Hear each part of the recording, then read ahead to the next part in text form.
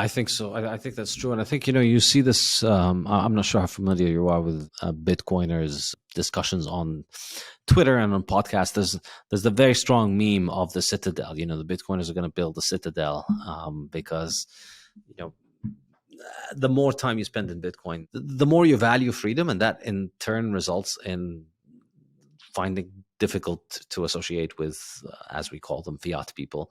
I think once you deprogram the money printer and everything that the money printer taught you, and you take out that force from your life, then you start seeing things differently in all kinds of seemingly unrelated aspects of life. So you become more libertarian, you see less of a role for government, you start distrusting government dietary advice, you start trying out eating like a human being for a change, and you Right. enjoy it.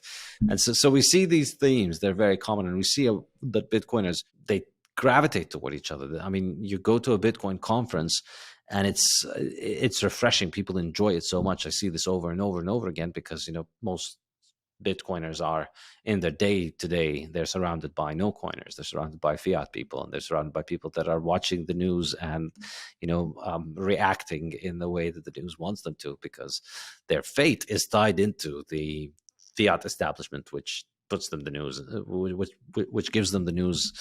And so, being able to interact with people that are similar to you is enormously valuable. And I think particularly for people who have families, who do you want your children to grow around, the kind of influence that you want to have around your children, this becomes a very important question. And this is where I think the Free State Project is truly interesting and fascinating examples.